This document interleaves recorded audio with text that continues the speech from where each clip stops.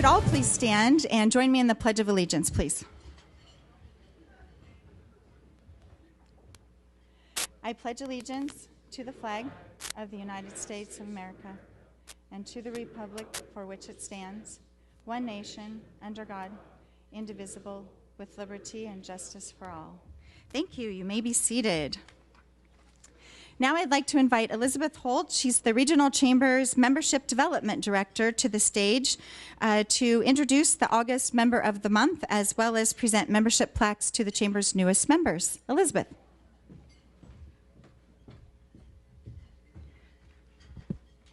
Thanks, Lori. Like she mentioned, each month the Regional Chamber's Awards and Recognition Committee selects a member business to recognize as Outstanding Member of the Month. This month, the Chamber is pleased to announce Ranch and Home as Member of the Month. Ranch and Home has been in the Tri-Cities community for nearly 35 years and a Regional Chamber member for nearly that long. Locally owned and operated by the Dress family, Ranch and Home is renowned in the area for their reliable products, outstanding customer service, and their generosity to the community. And I'm sure they're very busy this week. Please help me welcome Ranch and Home owner George Dress and Greg and Morgan Hunziker to accept this month's award. So I think next, like again, Lori said, I'm excited to be able to announce some of the Chamber's newest members who are able to join us here at our luncheon today. If I call your name, please come forward, accept your membership plaque, and if you could please stay after the luncheon for a group photo, we would really appreciate it. So first of all, we have Terry Butts with Mid-Columbia Score. We have Jackie Z with Family Home Care. We have Melissa Nissen with TSP Bake Shop. And we have Justin Stordahl with Innovative Enterprise Systems. Please join me in welcoming these new members with a round of applause.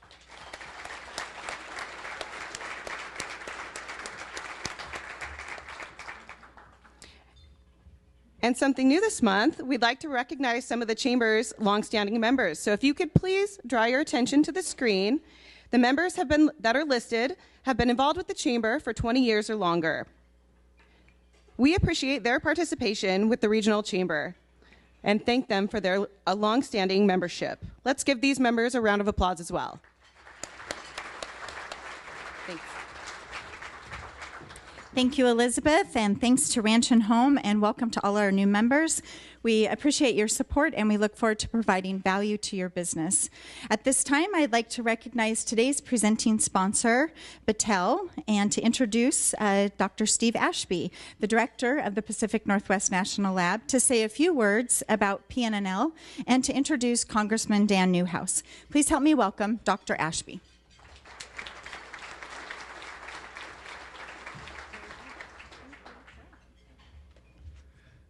Good afternoon, everyone. Thank you very much for the invitation, the opportunity to be here. I am delighted to be here, and on behalf of Battelle, to have this opportunity to sponsor today's luncheon. And as you know, Battelle has been operating PNNL for over 50 years, which is really a legacy of commitment to this community that we're extremely proud of. I've been in this community now for nearly 9 years, and I can attest to how welcoming this community is and how wonderful a place it is to live. And as we bring visitors here, they get to know what we're talking about and enjoy the Tri-Cities like we do. As one of the largest employers in Eastern Washington, Battelle has been a Chamber member for the past 25 years, and we appreciate the Chamber's efforts to advance the Tri-Cities businesses. And we've had a busy 2 weeks at the laboratory on the Hanford site. Last week, we hosted Secretary of Energy Rick Perry at PNNL as well as at Hanford. And just yesterday, we had the pleasure of hosting the Deputy Secretary of Energy, Dan Bruyette. We were able to show the Secretary and the Deputy Secretary our work in addressing national priorities and delivering distinguishing outcomes in scientific discovery, energy resiliency, and national security. And I'm pleased to say that PNNL was the first laboratory that the Deputy Secretary had the opportunity to visit. When Secretary Perry visited us, he was joined by Congressman Newhouse and Senator Cantwell, who are quite clearly proud of the community and the assets we have here and showing off who we are in the Tri-Cities. And they also brought along Congressman Walden from Oregon. So we had quite the group visiting the Tri-Cities. And Secretary Perry did note on the beautiful community in which we live and why he understood why we're all so proud to be here and why we care so much about the Tri-Cities. He also noted that we had a, quote, great set of advocates here in the Washington Congressional delegation, and that we certainly do. And we're delighted for their strong support, including from today's featured speaker, Congressman Dan Newhouse, who I'm now pleased to introduce. Congressman Newhouse is a lifelong resident of Washington State and was raised in Sunnyside, where he still resides as a third-generation farmer. From 2003 to 2009, he served as a member of the Washington State House of Representatives in Olympia. And in 2009, he was appointed director of the Washington State Department of Agriculture, connecting with farmers from across the state and promoting Washington's vast agricultural resources. In 2014, Congressman Newhouse was elected to serve Washington's 4th Congressional District. He currently serves on the Appropriations and Rules Committees, in addition to serving as vice chair of the House Nuclear Cleanup Caucus. Congressman Newhouse prepared a letter earlier this year introducing PNNL to the new administration, and he was able to get all 12 members of the Washington delegation to sign it, signaling strong bipartisan support for the work we do at the laboratory. Congressman Newhouse, thank you very much for that effort. As a new member of the House Appropriations Committee, the Congressman sought out and was selected to sit on the Energy and Water Development Subcommittee, a critical post that supports the Department of Energy funding at both the laboratory and at Hanford. In his first year on the subcommittee, he has already proved his mettle, supporting priorities for the laboratory and increased funding for Hanford. Congressman Newhouse, you've been a truly great partner, and we appreciate all that you've done for the lab, Hanford, and the Tri-Cities, especially over the last several months. It's an honor to have you with us today, Congressman. And now, would you all please join me in a warm welcome for Congressman Dan Newhouse.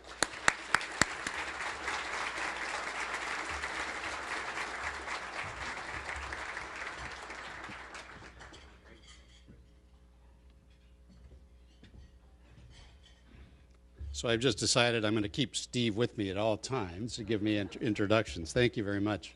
It's a pleasure to be here with you today. It really is. I hope what you got out of that almost the most important thing, I'm a farmer. And that probably influences me a lot in what I do, how I approach problems, my work ethic, just a lot of different things that I think growing up on a farm, learning a lot of different kinds of responsibilities has really served me well. And you'll be happy to know, I think, at least those of you that are beer drinkers in the room, that we just started picking hops yesterday. And so we should have a good supply. Oh, there's a few, right? So you can rejoice. We should have a good supply for you for the next year. So let me start off just on a personal note, if you don't mind.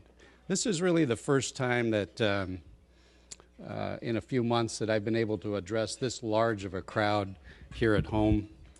And I just wanted to say, this has been an exciting year, a very monumentous year in a lot of ways. You know, we have a new administration in Washington, D.C., in our country. A lot of opportunities are presenting itself. But personally, this has been a difficult year for me. Many of you know I lost my wife just over 3 months ago, and I just wanted to express to everyone, because it's hard to personally touch so many people otherwise, my appreciation to you for all of the cards and letters and emails and everybody that reached out in your own special way to me and my family. It's very much appreciated, and just thank you. Thank you for giving me some space, giving me some time to get used to my new reality, my new world, and I thank you very much. It proves to me that I really do represent the best district in the country, and that we have such great people here. So thank you very much. But get that.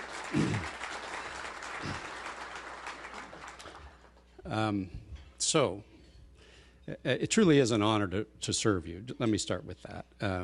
Being a representative for the state of Washington, for Central Washington, which is my home, it truly is something that I hold very dear, and the responsibility I have very deep, and it is a huge thing, and something. It's an honor, but it's also it's a tremendous responsibility, and you all understand that. We had great representation from Doc Hastings for 2 decades, huge shoes to fill. He left a big mark in Washington, D.C., and I'm doing my best to get to that same level of being able to influence things and decisions that are made so that we can benefit from having an experienced hand at the helm there as well. And like I said, we have a new administration, and with that, everybody knew that, right? I'm pretty sure. A new president, a new set of people throughout all federal agencies, which offers actually a lot of opportunities, different perspectives, different priorities on the part of a lot of decision makers. But it also offers us, brings us different obligations and different responsibilities, and it was a perfect. I think our ability last week to have Secretary of Energy Rick Perry in town illustrates, I think, the need for us as a congressional delegation to educate those people that don't know a lot about Central Washington and our issues, but are in positions of authority and decision-making, educate them as to what is important to us. So it was a huge opportunity to have him here. I plan on having others come to Central Washington as often and as soon as possible to do the same thing in other areas, in other issue areas. So he came, just talk about that a little bit, as Steve mentioned. He came to see the laboratory, which you guys got a lot of time with him, which was good, and you utilized it very well. He came to see some of Hanford. You can't see Hanford in one afternoon, as he now knows. It's not just one building and somewhere. It's a huge issue that he actually has done a lot of homework on, but I can speak for myself. There are so many things to understand about Hanford and the efforts going on there that we're going to need to get him back. We're going to need to continue educating him about what's going on at Hanford.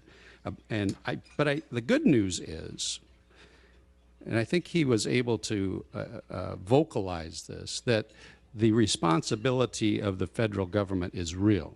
The legal and moral responsibility that we have as a government to clean up the legacy left behind from winning World War II as well as the Cold War that is in our backyard. That is something that is always, I won't say difficult, but it's always a challenge for us here in the state of Washington to continue to tell that story to others around the country. So let me put that in perspective. Hanford gets about 1% of the federal discretionary budget. And you can believe that that gets a lot of people's attention. And questions are, why are we doing that? Why are we spending so much money out there in Central Washington, the Pacific Northwest, which some people aren't sure it's part of the continental United States or not? Why do we continue to have to do that? Well, so that presents us with that continuing responsibility, that obligation, really, to make sure that people understand the necessity of that. You know, people come and go. Administrations change. The people in Congress come and go, so we continually have to educate people. And so I'm very happy to do that, and I think we've been successful so far, but don't for a minute think that it won't continue to be a challenge. It really will. And so having an energy secretary here to witness firsthand the great things that we're doing, the hard work that's going on, is essential. And then for him to come and spend so much time at the lab was great too. I think he called the national laboratories the crown jewel of the Department of Energy. And this was coming from an individual that wanted to get rid of the Department of Energy just a short time ago. You all remember that. I think now he understands really the critical and strategic work that's being done by that federal agency in many, many different areas. And the best example of that work is right there at the National Laboratory that we are all so proud of. You know, it's a huge part of our economy, certainly, with the, 4,500 employees, Steve's shaking his head, but also a huge part of our country's future. The things that are being worked on, the research that's being developed at the lab is truly amazing and will be part of a successful future in so many different ways. And then the other thing, Congressman Greg Walden, just across the river, represents Eastern Oregon, where the epicenter of the eclipse was. Did anybody go see that? You did? Really? Was the traffic really as bad as they were saying it was going to be? Wow, 6.5 hours for a 2-hour drive. I'm glad I stayed home. But Greg represents Eastern Oregon, and so we also showed Secretary Perry the dam, McNary Dam, so he could understand. You know, being from Texas, they think they know what water is, but when they see it on the scale that we have, they don't understand hydropower in Texas. And so it was a good thing because many of you probably know that one of the decisions or goals of this administration was to sell the assets that we have, like Bonneville Power. And we were able to, in Congress, beat that back, fight that, and the Budget Committee opted not to include that in our proposal going forward. So I think it was especially important to have the Energy Secretary see firsthand just exactly what these dams are all about and what they have done for our region and the critical nature of keeping them in a way that they can be continue to provide the energy that we need in a very efficient way. So that was a big week last week to have the Secretary here, and certainly glad that we were able to do that. Let me talk about some of the other things that have been taking some of my attention and effort over the last, well, I guess I could say since the last time I visited with you, which is in a group like this has been a year ago. So there's been a ton of stuff, and I won't go over everything, and maybe in some of the questions we can touch on things. Do you remember, I guess it's 2 years ago plus, the port slowdown on the West Coast? Certainly a lot of people should. Cost our economy about $750 million just right here in the state, according to our some of the organizations that measure that. The longshoremen and the association that manages those ports had come to an agreement finally, but that contract agreement was up for renegotiation. We got some great news just recently that they have agreed to a 3-year extension of that renegotiated contract. So that will give us more certainty, at least into the near future, that our ports will continue to be competitive. They'll continue to provide the certainty that our suppliers, our exporters, and our importers need. You know, it's a competitive world out there, if you guys understand that.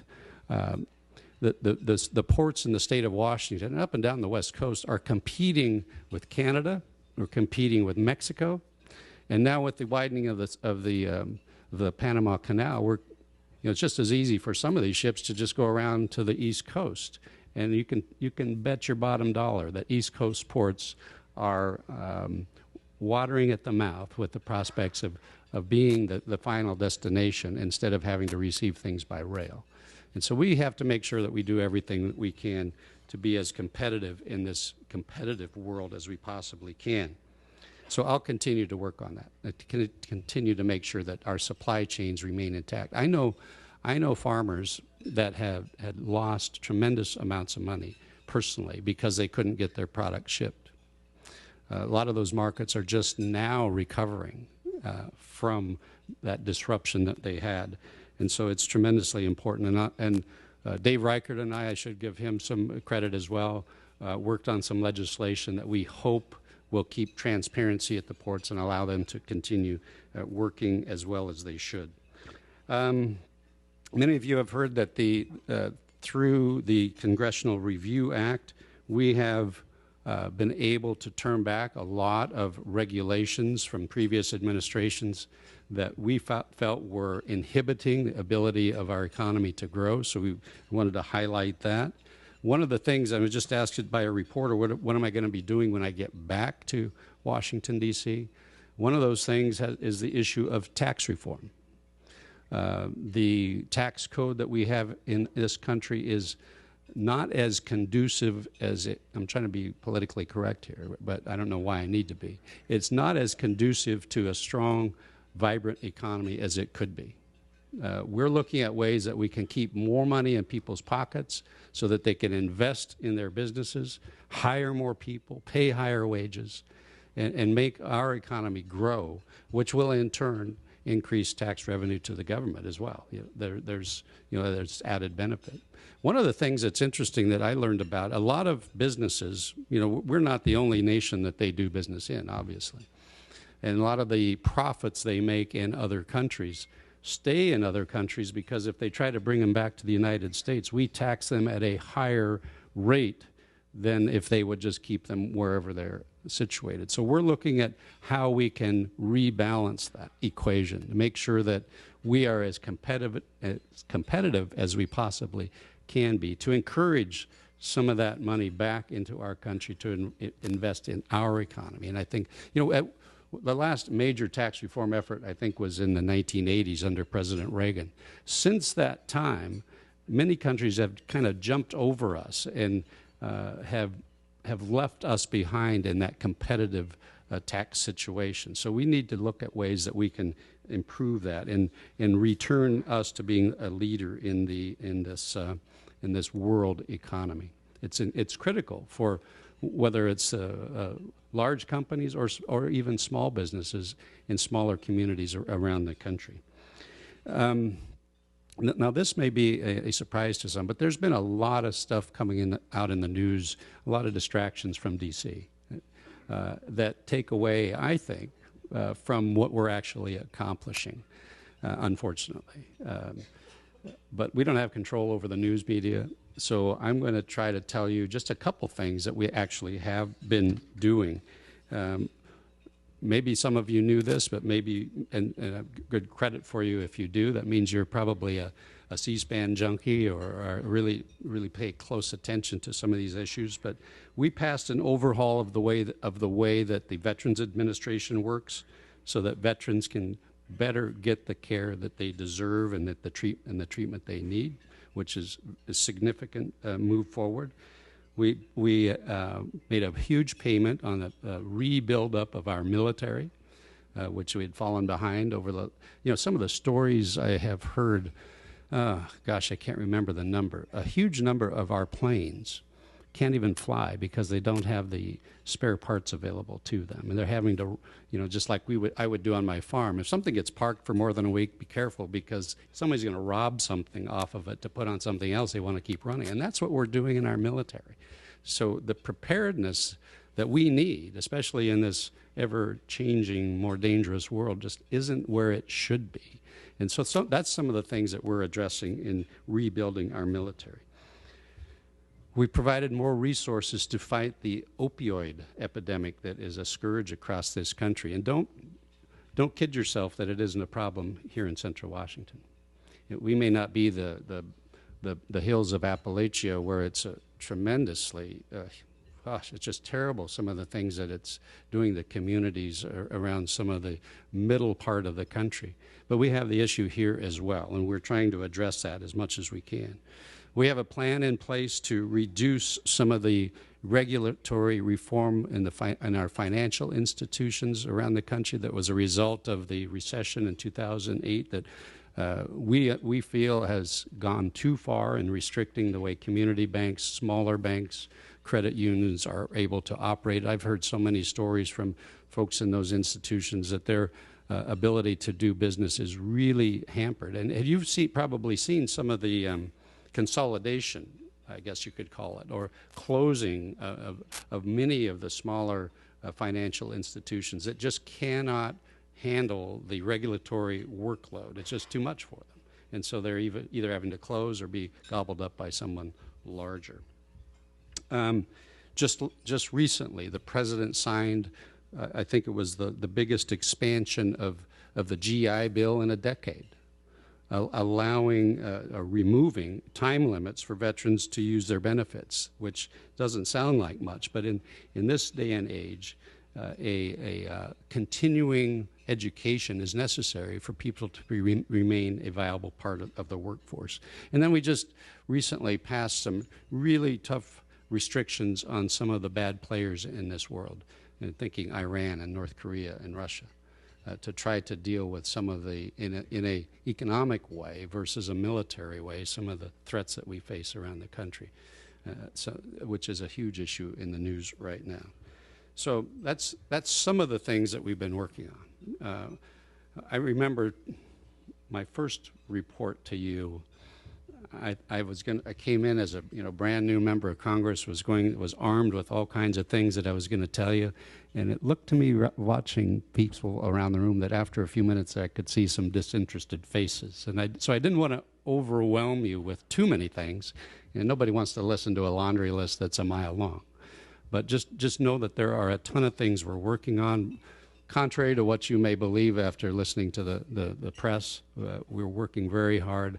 I am working very hard on your behalf and will continue to do that, whether it's making sure we have adequate funding for what's going on at the cleanup site out at Hanford, make sure that the lab has the resources available to it, and making sure that downtown communities, small businesses, can continue to be as competitive and successful as they possibly can be, which I think is something I hope that the members of the Tri-City Regional Chamber are interested in. But there's a lot of things that I have not mentioned, a lot of things that are important. Doesn't mean that because I didn't mention them, they're not.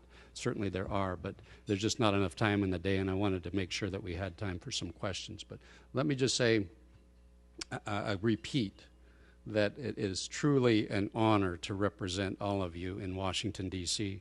It's a responsibility that I take very seriously.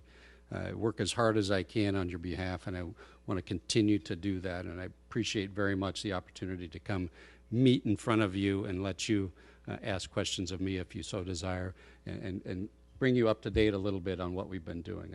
And I really do, looking through the room, I see so many people that I see on a fairly regular basis. Some almost, well, I won't say too much, but no, not thinking of anyone in particular, but and I appreciate that.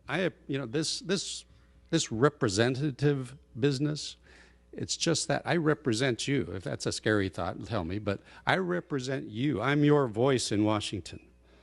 And I can be so much more effective if I know what you're thinking. And so please, don't be shy, don't be bashful about letting me know what you think. We may not always agree. I can guarantee you that. We won't always agree, but it really helps me understand if I know what you're thinking. And I'm not adverse to, if you've got a better argument than what I'm basing my opinion on, I'm an open-minded kind of guy. And so I really appreciate that communication. It helps me do my job better. So with that, I appreciate very much the opportunity to be here, watch you eat lunch while I can't. But I guess at that point, shall we go to questions? And I had some instructions. Am I just supposed to start here? Oh. Next, a softball question. So I didn't even admit to that, and you're outing me here, Lori. I won't sign that. This is an anonymous question, but okay. What is the largest fish you caught in Alaska? Maybe you didn't know that, but I did take part of the 5-week recess. And can I tell you why, if you don't mind? This was a kind of a funny story in a way. Last summer, we had a fundraising event up the valley a little ways, and there was an auction to help raise money, and one of those was a fishing trip to Alaska, and somebody kept bidding on this. Somebody really wanted this trip, and I finally looked around to see who it was, and it was my wife. I went up to her and I said, Carol, they're trying to raise money for us, not, well, she says, no, it's always something I wanted to do. So it was on her bucket list. Well, she was not able to go, unfortunately, but my son and I took the trip a couple weeks ago, and so we were able to fulfill her desire to do that. And I guess the answer is, I think it was about 10 pounds, a silver salmon, about 10 pounds. So, but thank you. Next question. Are we done fighting to keep our dams in place? That, I don't know how much time you want me to take answering these questions, but the answer is absolutely not. I think I've related to some of you a time or two. The very first appointment that I had when I was first got to Washington, D.C. was from a gentleman who was adamant and had provided charts and graphs and numbers and figures on why we should breach the Snake River dams. So that told me that the effort is alive and well. You probably, some of you participated in some of the efforts in the last year to bring to attention the need to keep these dams on the Columbia and the Snake in place. So the answer is no. We also have a federal judge. We seem to have every federal judge that gets these cases wants to consider breaching the dams as part of the biological opinion.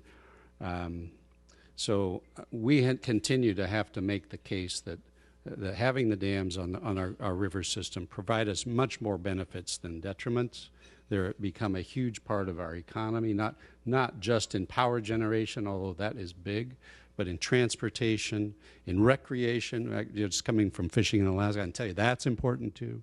But also, don't forget flood control. They were a huge part of making sure that our communities didn't live under the threat of being inundated with a wall of water. No one remembers Vanport, Oregon, or was it Oregon or Washington? Vanport, Oregon, I think. But that was, 1948, virtually eliminated. So the answer is no. We still have to continue to make the case. Is there another question? Please so you guys, can you see these questions? Yeah. Oh, okay. Okay, I wanted to make sure, because you probably would think I'm just reading what I want to read here. But please comment on continuing resolution and ability for government to establish budget in FY18 that supports the vital cleanup at Hanford. So I think I hope I've addressed that somewhat. It's a continuing effort. It really is, to make sure that people understand that the federal government, we're not going to let them off the hook.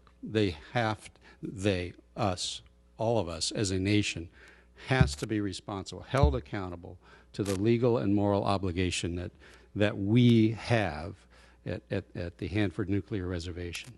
But like I said, with a number that big, it gets a lot of attention. And I guess that's okay. It really is. We're not trying to sneak something in the dark of night. I am totally fine with justifying on a regular basis the need to do this. It's these are questions that should be asked of any big budget, of any number really, but any huge budget number. So I'm okay with that. I think that that's just a part of the process. It's good. We should always be under scrutiny. We should always be looking for ways to be as efficient as we possibly can, right? And get it done as quickly as we possibly can. I think the contractors would agree to that. The folks working at the site would agree to that. No one wants this to go on indefinitely. We want life after Hanford cleanup. Everybody wants that. And we know that the dollars are finite. We can't guarantee that these huge amounts of dollars will continue to come. And I want to applaud some of the groups here in the Tri-Cities, the Tri-City Regional Chambers of looking ahead. What does the Tri-Cities look like post cleanup? And I think that that's a reality that we're already beginning to see what it might look like, and I'm very excited about that future. Okay. So you guys, I didn't know you guys could read these, so I don't know if I have to read them to you, but local efforts have been trying to get the federal government to give back the shoreline to our local communities. Is that still in the works? It absolutely is still in the works. In fact, I've been almost on a weekly basis. Either I or my staff meet with some of the local folks here that are very engaged in that. We passed some legislation last year to bring the Army Corps of Engineers into the process so that they could tell us how, the disposition of all those parcels of land, and there's a ton of them. How many are there, David? There's, I don't know, 3,000 or something like that. There's a lot. But the key thing to remember here, and this is where I need your help, this is not an effort coming from the federal government. How often do you know of that the federal government looks at communities and say, hey, would you like some of this land we have? This is an effort from folks in the community here who see an opportunity, see a need that could be resolved. And so we are coming to the federal government and saying, we want this. At least that's what I need to know for sure that that's the case. And I think I can say that with confidence. But I want everyone in the room to know, and in the community, that this has to be truly a grassroots effort. And we are still working as hard as we can to make sure this becomes reality. If that's what the community wants, that's exactly what we're going to do. We're looking at legislation to forward that, but it's not. I've found, this is probably something that shouldn't be news, but certainly have found this to be true. There is nothing simple about dealing with the federal government. There's nothing, and this is a great example of how difficult something seemingly easy to accomplish can be. But yeah, we're moving forward, and I think wasn't it last year? Didn't you have a question that people could text in? We had an overwhelming response of 90+%, right, Lori? Wasn't it something like that people supported that? And I think that probably, if you did that again today, it would be very similar, wouldn't it? I'm guessing. Yeah. Any more questions? Will immigration reform move forward prior to midterm elections? I think, you should know this about me. I'm a pretty optimistic glass half full kind of person. I think that we have a great opportunity to move immigration reform. And I would make the prediction that many people may find hard to believe that Donald Trump will be the president to sign immigration reform legislation. Some of the things that he said things on both sides of this, but some of the things I've heard him say make me think that he is open to solving the immigration issue that we have in this country.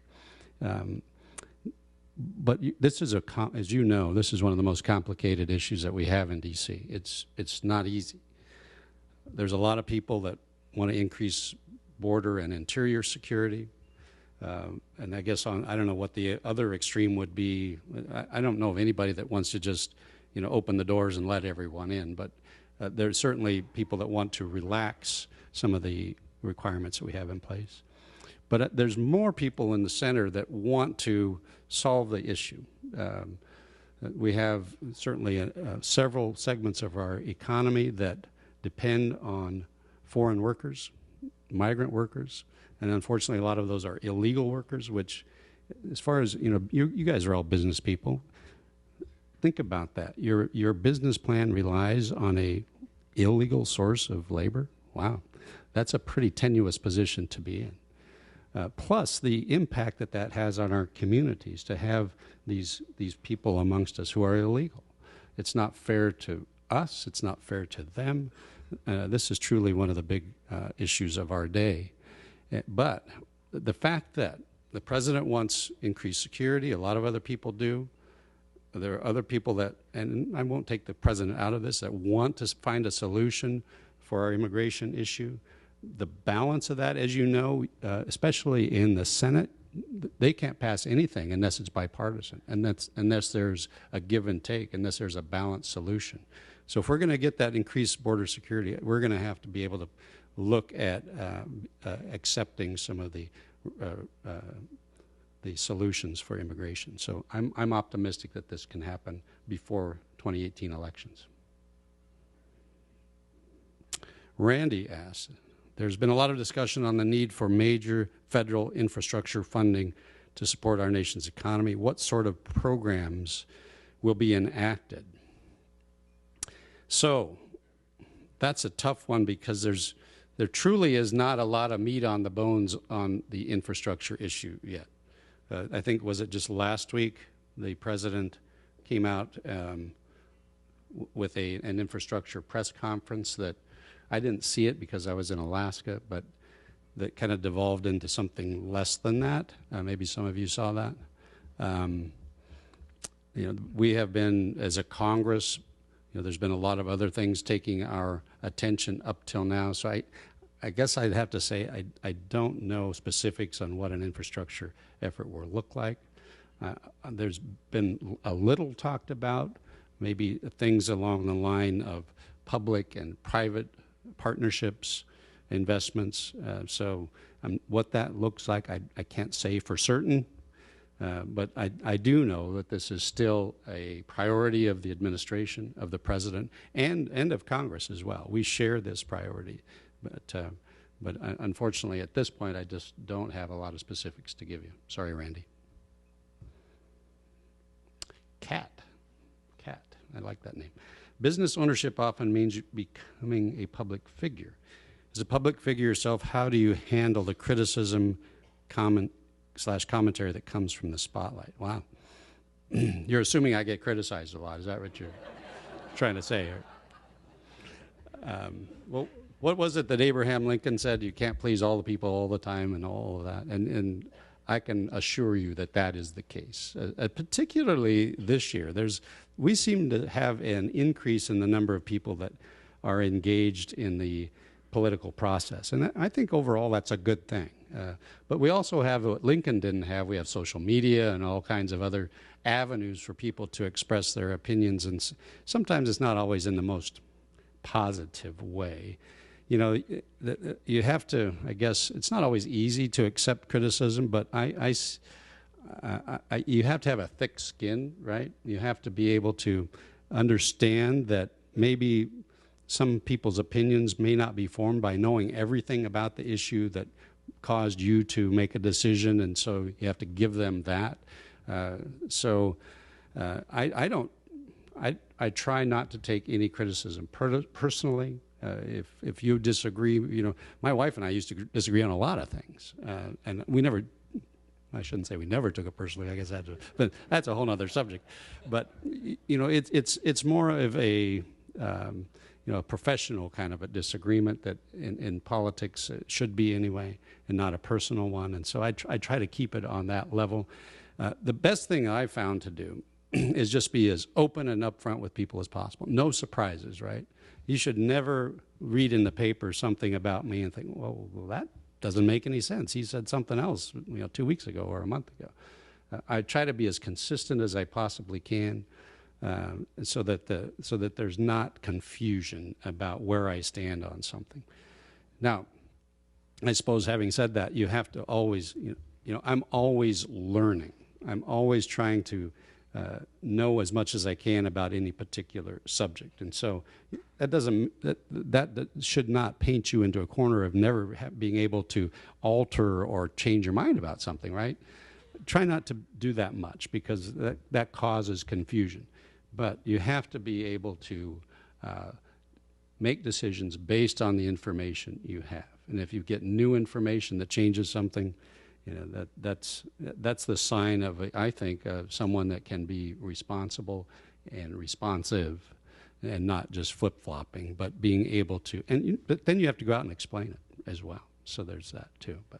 But it's as business people, I'm sure that you face some similar things. But just remember that your customers are always right, and as long as you're honest with them, treat them fairly. That's as much as you can do, and you should expect that kind of treatment back. Domestic terrorism combined with foreign threats, Russia and North Korea, have made Americans incredibly fearful of our safety. What are you doing to keep us safe? You're absolutely right, Anonymous. This is I hear this from more people than you would ever imagine, especially when we have North Korea threatening. We live in I'm not sure that we're strategically placed necessarily, but we're certainly within range of a missile coming from North Korea, right? Hopefully Seattle's a little bit more attractive, but no, I'm sorry about that. But it is cause for concern that the mainland of the United States is within range of a crazy dictator in North Korea that has made clear that his intentions are to do that. So as a part of and I'm not on the particular committees to tell you everything that is happening, but I do know that we're using every means available other than militarily to try to stem these threats, whether they come from Iran, whether they come from Afghanistan, whether they come from North Korea or Russia. There's been news just recently of the president asking for a buildup of troop presence in Afghanistan, responding to the advice of his military advisors. One of those is our own neighbor, James Mattis, his Secretary of Defense. And you probably remember candidate Donald Trump was one of the biggest skeptics of our presence in Afghanistan. And but here, just what I just said before, with information that he has now, I'm sure this probably was a very difficult decision for him to make. He has changed. He has decided that the safety of the homeland, of America's security, is at stake here, and that we have an increased role in Afghanistan. Hopefully we won't get,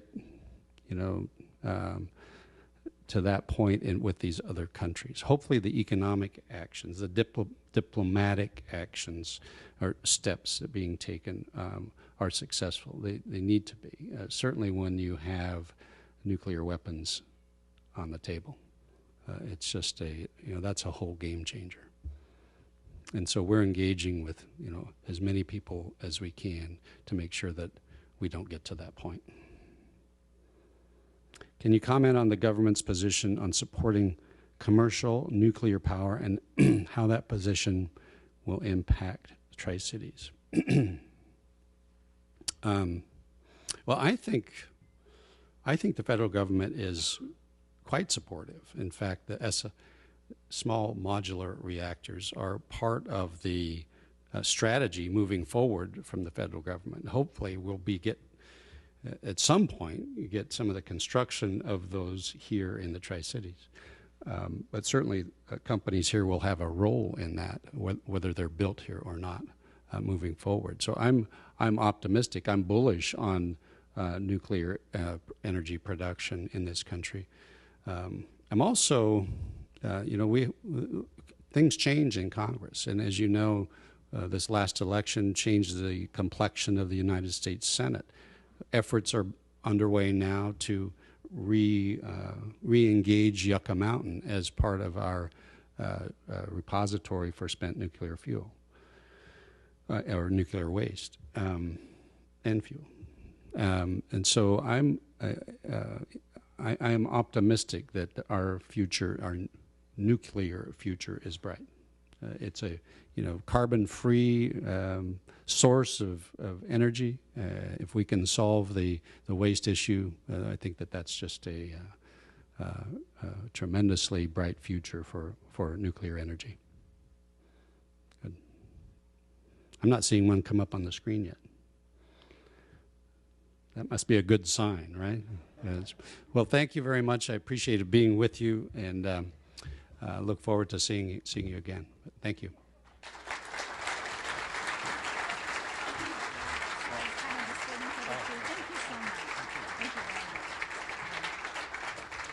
Thank you so much, Representative Newhouse. It's always great to see you, and you draw a great crowd to our luncheon, and we appreciate hearing all of the things you're busy doing for us. At this time, I'd like to introduce Anna Solik from the U.S. Chamber of Commerce. She has a presentation to make for Representative Newhouse.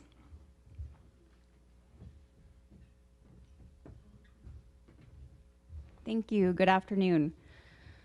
My name is Anna Solik. I'm the manager of the Northwest Regional Office for the United States Chamber of Commerce. Our office is located in Seattle. We cover 6 different states in the Northwest. I know, sorry. I picked up on the comment. I think I must be the only Seattleite here. The Chamber is the world's largest business association, representing the interests of more than 3 million businesses and 1,500 state and local chambers of commerce. Our partnership with local chambers of commerce like the Tri-Cities Chamber is what allows our organization to be a strong voice for business in Washington, D.C. We value your input and rely on it to guide the chamber so that we can work better for business. So thank you to the Tri-Cities Chamber of Commerce.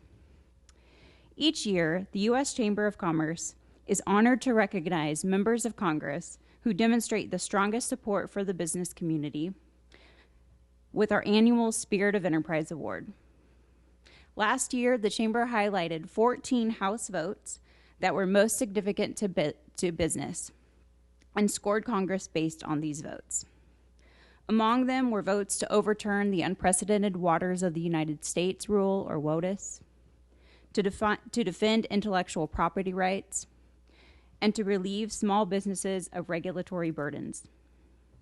I'm proud to be here today to present the Spirit of Enterprise Award to Congressman Dan Newhouse. Not only has he demonstrated his strong support for the business community throughout Washington state, but he has achieved a 100% voting with business 14 out of 14 times. And for that, I'd also like to recognize the Congressman with our Business Builder and Job Creator Award, new this year and reserved only for members who have received a perfect score. Each year, the Congressman receives a perfect score. He'll get a sticker to add to his hard hat trophy, which I'll present him with in a moment. Congratulations to you, Representative Newhouse. Thank you for demonstrating that you know what Washington businesses need to succeed.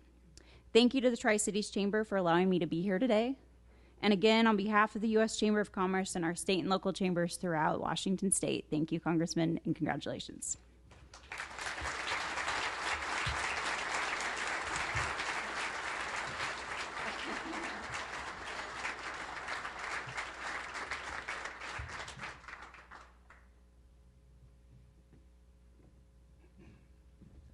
Trophy. Sorry about that, Seattle. And your hard hat. Wonderful. Thank you very much. Thank you very much. Congratulations. You want a photo op? Sure. Yeah. Okay. Yeah, we've got, we'll have Austin. Okay. Hey, Austin, can we get you up here for a little photo op while we're closing out the show here? If you guys just stand off there, Austin will come up and take care of this. So thank you so much, Anna, for being here, and congratulations. And again, thank you, Representative Newhouse, for all your great representation. Thanks to all of you for participating today and working with our live questions, and for Cascade Natural Gas for sponsoring this. We look forward to having more questions for you next month. Obviously, with all of the issues that have been addressed today, it's a great reminder that as a business community, we have a unique role. We're the innovators, the employers, the job creators, the leaders that help our economy grow and to move our country forward. It's very important for all of us to stay engaged, contribute to a civil discussion on the issues, and advocate for a prosperous future. The Regional Chamber is proud to advocate for your business at every level of government.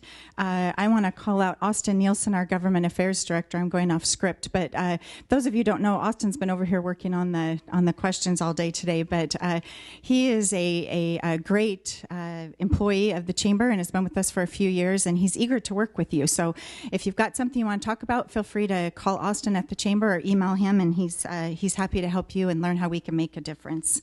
At this time, I'd like to introduce Tara Divers. She's our event director, and we've got a few door prizes to give away before we send you all out of here.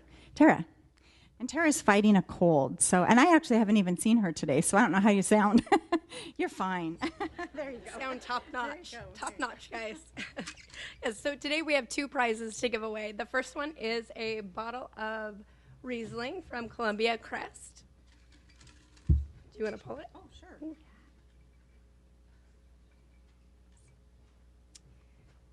And the winner is Julie Sovereign. Oh, no. Oh, we'll pull another one. What'd you get for? There you go. Michael Novakovich, Tri-City Cancer Center.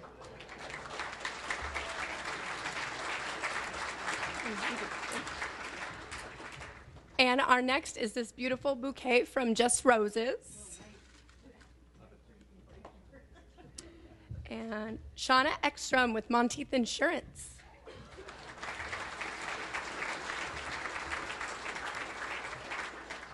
So thank you so much. And if you have a prize that you'd like to donate for one of our future luncheons, please see me after the program. Thank you. Thank you, Tara, and thank you again to Battelle for sponsoring our luncheon today. We've got Steve Ashby and all of our friends here from Battelle sitting here. Congressman Newhouse, thanks for taking time out of your busy schedule for joining us. The wonderful staff here at the Pasco Red Lion for hosting us. Charter Communications for filming and rebroadcasting today's program across the region. And a sincere thanks to all of you for attending today. We hope you'll join us tomorrow for our Business Development University over at our office from 8 to 10 tomorrow. Our speaker is Eric Ralston. He's one of the co-founders of Fuse, and he'll provide information on technology that makes sales easier. Anybody in sales wants to use technology? There's still time to sign up. We've got flyers at the registration desk. And then lastly, our luncheon next month is called the Regional Candidate Roundup. We're trying something new. You'll hear lots of information about this. It's Wednesday, September 28th at the Three Rivers Convention Center. So thank you all for attending, and we appreciate your time today, and have a great afternoon. Thank you.